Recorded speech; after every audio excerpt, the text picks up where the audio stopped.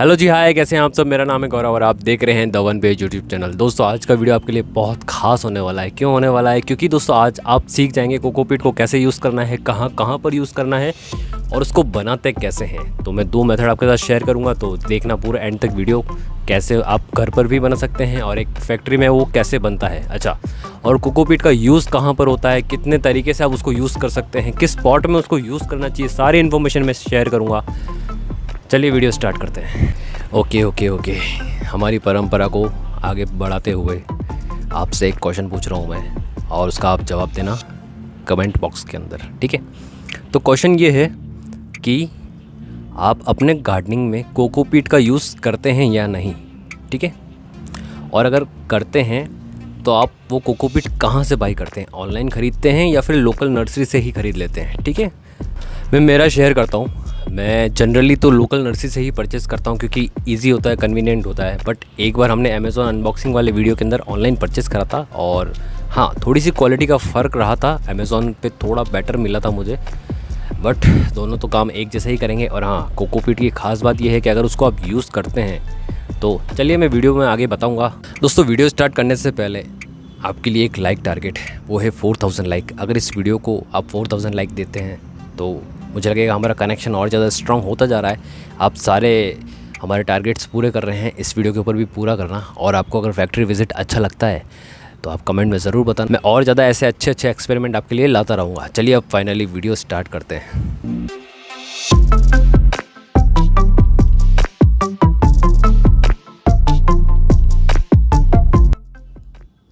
क्या दोस्तों आप बता सकते हैं हमारा बनाया हुआ कोकोपीट कौन सा है और ओरिजिनल जो फैक्ट्री से बन के आता है वो कौन सा है?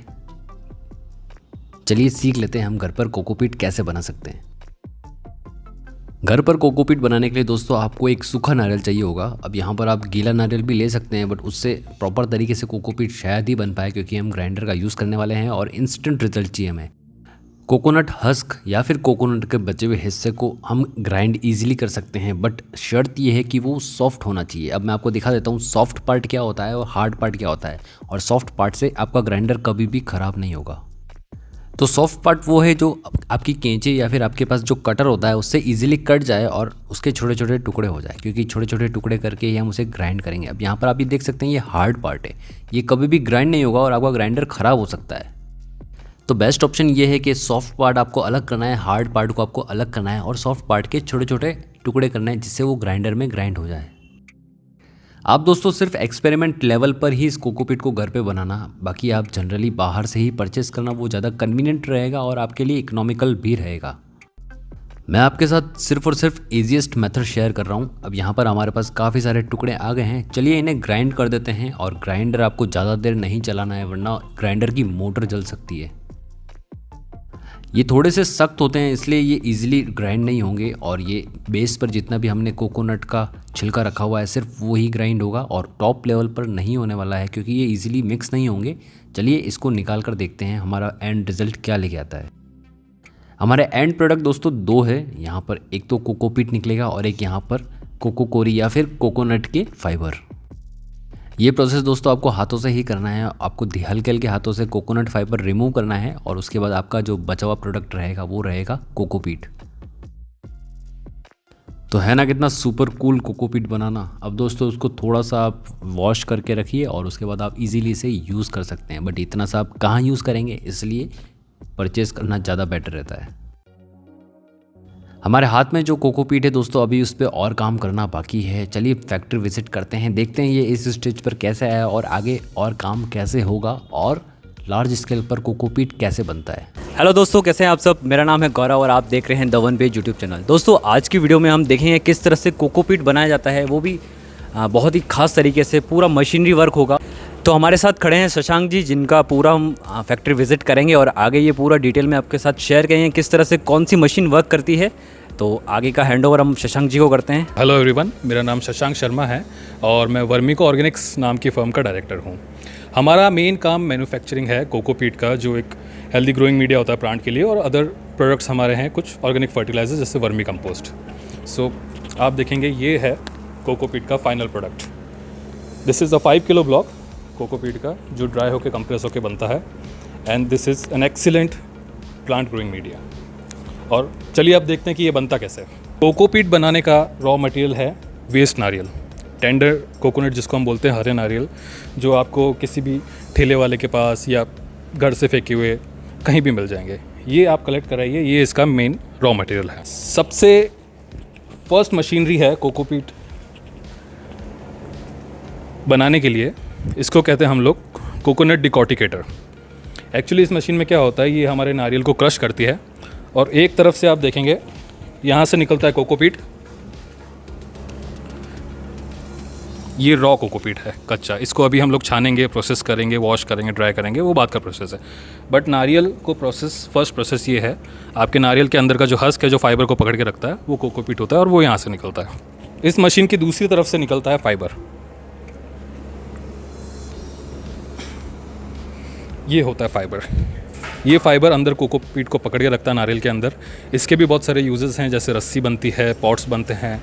तो नारियल को क्रश करने से आपको कोकोपीट मिलता है और दूसरी तरफ से मिलता है कोकोपीट फाइबर, जिसको आप कहते हैं कॉयर फाइबर। थर्ड मशीन हमारी ये है, इसको बोलते हैं सीविंग मशीन। यहाँ पे मेनली कोकोपीट छनता है। जैसे उसमें से कुछ अनवांटेड पार्टिकल्स हैं, पत्थर वगैरह हैं, कंकर वगैरह हैं, या कुछ भी आ जाता है, कोकोनट के बड़े पीसेस जो आ जाते हैं, वो छन के यहाँ से आपको फाइन क्वालिटी कोकोपीट मिलता है। इस मशीन में हम लोग फाइबर भी छानेंगे, तो फाइबर में जो कोकोपीट फंसा होगा वो इसमें से निकल के बाहर आ जाएगा और फिर वहाँ से आपका आ जाएगा सिर्फ फाइबर। ये आपका अनप्रोसेस्ड फाइबर है। इस फाइबर को लेके हम लोग इस मशीन के अंदर इंसर्ट करेंगे। इसको बोलते हैं विलोइंग मशीन। इसका मेनली काम फाइबर को क्लीन करना है। तो इस मशीन के अंदर हम लोग इंसर्ट करेंगे, उसके बाद यहाँ से आपको क्लीन फाइबर मिलेगा इस तरह से। ये बिल्कुल क्लीन फाइबर है। इसकी आप रस्सी बनाएं, पॉट्स बनाएं, this is the final product. जो फाइबर विलो होकर निकला था, क्लीन फाइबर, उसका यूज़ हम बेसिकली रस्सी बनाने के लिए करते हैं, कॉयर रोप जिसे बोलते हैं, मेनली कंस्ट्रक्शन में काम आने वाली। तो ये रोप मेकिंग मशीन है। यहाँ से फाइबर एक बार और 2 बार वापस क्लीन होता है और तीसरी बार इन नालियों में आके गिरता है, जहाँ से एंटेंगल होके रोप्स बनती हैं। यहाँ से भी आप देखेंगे तो यहाँ से फाइबर एंटेंगल होके यहाँ से निकलते हुए, और ये हमारा फाइनल रोप बन रही है। ये रोप बहुत ही यूज़फुल है कंस्ट्रक्शन पर्पसेस में, and this is like very cheap and organic, जो कोई भी इजीली अफोर्ड कर सकता है। अब कोकोपीट निकलने के बाद हम लोग उसे एक वॉशिंग पिट में डालते हैं, जहाँ पे इसको 3 से 4 बार वॉश करने के बाद सन ड्राई के लिए छोड़ा जाता है।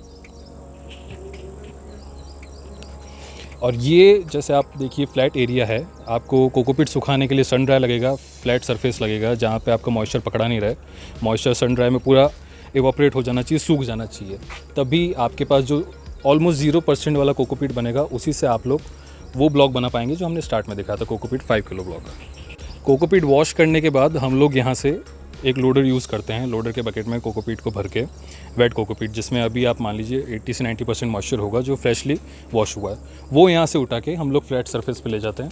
वहाँ पे हम लोग उसे सन ड्राई करने के लिए स्प्रेड करते हैं अच्छी तरह से, बिल्कुल पतली लेयर के साथ। कोकोपीट मैन्युफैक्चरिंग प्रोसेस में सबसे ज़्यादा इंपॉर्टेंट है एक तो ओपन लैंड होना और दूसरा सनलाइट, जिसमें आपको सन ड्राई करना पड़ेगा cocopeat depending on the weather.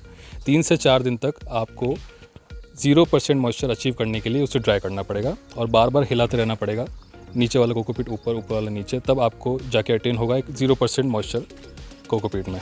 जैसे आप देखेंगे ये हमने वॉश करने के बाद बिछाया था, ये फ्रेशली वॉश्ड कोकोपीट है। इसका कलर भी डार्क है और ये काफ़ी हैवी भी है। इसको हम लोग निचोड़ेंगे तो इसमें से अभी पानी भी निकलेगा। ये आपको अच्छे से फैला के रखना होगा ताकि इसको बराबर धूप लगती रहे, और ऊपर का सूख जाने के बाद आपको नीचे वाला ऊपर लाना पड़ेगा ताकि कंप्लीट कोकोपीट को धूप लगे। सूख जाने के बाद आपके कोकोपीट का कलर भी चेंज होगा और ये ड्राई ऐसा दिखेगा। इसको आप दबाएंगे तो इसमें से पानी नहीं निकलेगा। ये ड्राई कोकोपीट है, इसमें अभी भी थोड़ी गुंजाइश है। इसको और 1-2 दिन की हम लोग सनलाइट देंगे तो ये 0% मॉइस्चर तक अटेन कर जाएगा।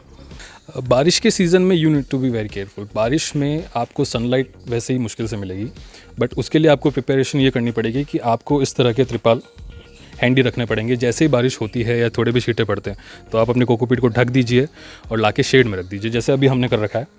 अभी यहाँ पे बारिश का मौसम है, तो हमने, आप देखेंगे ये अभी कंप्लीट सूखा नहीं है, बट हमने फिर भी इसको बारिश से हटाकर अंडर शेड रख दिया ताकि इस पर बारिश ऊपर से नहीं गिरे। ये देखिए दोस्तों, ये है कोकोपीट का फाइनल प्रोडक्ट। आप देखेंगे ये इतना ड्राई है कि अगर मैं इसको छोड़ूंगा तो ये धूल की तरह उड़ेगा। गीला कोकोपीट ऐसा नहीं उड़ेगा। ये है आपका फाइनल प्रोडक्ट, जो ब्लॉक बनाने के लिए आपको अटेन करना बहुत ज़रूरी है। इसको आप लमसम 0% मॉइस्चर बोल सकते हैं। ये प्रोडक्ट, फाइनल प्रोडक्ट जो हम लोग निकाल के लाते हैं, इसमें थोड़े बहुत फाइबर भी रहते हैं, उसको आप हाथ से पकड़ के अलग कर सकते हैं, जैसे हमने यहाँ पे कर रखे हैं। ये फाइबर, इसमें भी थोड़ा बहुत कोकोपीट रहता है, बट अलग करना इसकी बहुत मुश्किल है, इसलिए हमने इसको अलग निकाल रखा है। फाइबर एक कोकोपीट ब्लॉक में कम से कम होने चाहिए, 3-4% बाय वेट से ज़्यादा नहीं होने चाहिए। उसके बाद ये कोकोपीट जाएगा इस मशीन में, जो कि कंप्रेसिंग मशीन है। ये हाइड्रोलिक पावर की मदद से ड्राई कोकोपीट को कंप्रेस करके इस तरह के ब्लॉक्स बनाती है। ये 5 किलो के ब्लॉक हैं, और इसको जब आप पानी से इंट्रोड्यूस करेंगे या टब में लेकर पानी इस पे डालेंगे तो ये एक्सपेंड होगा, एक्सपेंड होकर वापस लूज़ कोकोपीट बनेगा, जिसका वज़न 20 से 25 किलो तक आपको मिलेगा। तो एक 5 किलो का ब्लॉक आपको 20 से 25 किलो तक कोकोपीट दे सकता है। इस कंप्रेसिंग मशीन से हम लोग ब्लॉक दबा कर, यहाँ से ब्लॉक निकलेगा, इसको हम लोग पिक करके, पहले आप वेट कर लीजिए, ब्लॉक का वज़न 5 किलो के आसपास होना चाहिए। 5% ऊपर या नीचे चलता है, बट उससे ज़्यादा अगर हो तो आपको अपना मटेरियल ऐड करने की या माइनस करने की ज़रूरत है डिमांड के हिसाब से। उसके बाद ब्लॉक यहाँ आएगा। ये श्रिंक रैपिंग मशीन है, ये हमारी श्रिंक रैप है, श्रिंक रैप रोल है। इसमें हम लोग हमारा ब्लॉक डालेंगे, हमारी ब्रांड का या जिस भी ब्रांड से आप लोग बेचना चाह रहे हैं उसका स्टिकर डालेंगे ब्लॉक के साथ, और ये इस मशीन में अंदर जाकर श्रिंक रैप होकर पैक हो जाएगा। कोकोपीट मार्केट में 2 अलग अलग तरीके से बिकता है। एक तो ये मैंने ब्लॉक आपको बता दिया कंप्रेस के लिए, और दूसरा लूज़ कोकोपीट, जो आप लोकल मार्केट में बेच सकते हैं, जिससे ब्लॉक नहीं खरीदना हो या एक्स्ट्रा वर्क नहीं देना हो, कम एक्सपेंड नहीं करना हो पानी डाल के, वो लूज़ कोकोपीट ले जा सकते हैं, जैसे कट्टे में डाल के रेडी टू यूज़। आप अपने पॉट में डालेंगे, उसमें प्लांट्स लगाएंगे, इट्स रेडी टू यूज़। सो दोस्तों, कैसा लगा आपको हमारा फैक्ट्री विजिट और कोकोपीट मेकिंग? शायद आपको इंटरेस्टिंग लगा होगा। आपने काफ़ी ज़्यादा कोकोपीट को यूज़ करा होगा अपने गार्डन में, बट अब कैसे वो बनता है उसकी जानकारी भी आपको मिल चुकी होगी हमारे फ्रेंड से। चलिए दोस्तों, वीडियो को यहीं एंड करते हैं, और आपने देख लिया होगा कितना इंटरेस्टिंग होता है कोकोपीट को बनाना। अब हमारे शशांक जी थोड़ा सा वीडियो को एंड करेंगे और ये बताएंगे और क्या क्या ये प्रोडक्ट बनाते हैं। कोकोपीट मैन्युफैक्चरिंग के साथ मेरा एक और वर्टिकल है वर्मी कंपोस्ट मैन्युफैक्चरिंग का। वर्मी कंपोस्ट एक ऑर्गेनिक फर्टिलाइज़र है जो बहुत ही बेनिफिशियल है और इंडियन गवर्नमेंट द्वारा अप्रूव्ड है। तो अगर आप चाहते हैं कि मैं वर्मी कंपोस्ट का पूरा टूर दूं, जिससे मैंने कोकोपीट का टूर दिया है, वर्मी कंपोस्ट कैसे बनता है, कहाँ यूज़ होता है, कितना टाइम लगता है, कितनी कॉस्टिंग आती है, एवरीथिंग, तो please comment in the comment section below. अब दोस्तों आ जाते हैं कोकोपीट के यूज़ के ऊपर। तो यहाँ पर हम गार्डनिंग में काफ़ी ज़्यादा इसका यूज़ करने लग गए हैं और हमारे सॉइल मिक्स में ये बहुत ज़्यादा इंक्लूड हो गया है। तो यहाँ पर हम यूज़ कर रहे हैं 60% normal garden soil, 10% of vermi compost and 30% हम कोकोपीट यूज़ कर रहे हैं। इसको यूज़ करने से दोस्तों हमारा जो पॉट का जो वेट होता है वो काफ़ी कम हो जाता है। नेक्स्ट इंपॉर्टेंट पॉइंट है दोस्तों गार्डनिंग में हमारे हैंगिंग पॉट के अंदर कोकोपीट का यूज़ होना। इससे दोस्तों सॉइल काफ़ी लाइट वेट हो जाती है, पॉट काफ़ी लाइट वेट हो जाता है और ये लंबे समय तक टिकते भी हैं। हम नहीं चाहेंगे हमारे पॉट हमारे ऊपर ही गिर जाए और हमें लग जाए, इसलिए हम कोकोपीट का यूज़ करते हैं। और यहाँ पर सॉइल मिक्स के लिए हम 50% कोकोपीट का यूज़ करेंगे, जिससे सॉइल काफ़ी ज़्यादा लाइट वेट हो। और हम सिर्फ सॉइल ना यूज़ करते हुए हम सॉइल की जगह वर्मी कंपोस्ट भी ईजिली यूज़ कर सकते हैं। कोकोपीट का यूज़ सबसे पहले सीड ग्रोन के लिए ही लिया गया था, क्योंकि दोस्तों इसमें बीज काफ़ी जल्दी जर्मिनेट भी हो जाते हैं और इनकी जर्मिनेशन रेट भी काफ़ी ज़्यादा बढ़ जाती है। यहाँ पर हमने कॉटन के सीड्स ग्रो करे थे और काफ़ी अच्छा रिजल्ट मिला है। और उसके बाद हमने अंजीर के बीज भी ग्रो करे थे और उसका रिजल्ट तो बहुत ही फैंटास्टिक मिला। यहाँ पर आप देख सकते हैं काफ़ी ज़्यादा अंजीर के छोटे छोटे प्लांट उग चुके हैं। आने वाले कुछ वीडियोज़ में मैं आपके साथ ज़रूर शेयर करूँगा इनको कैसे ग्रो करना है। फिलहाल के लिए इस वीडियो को यहीं एंड करते हैं।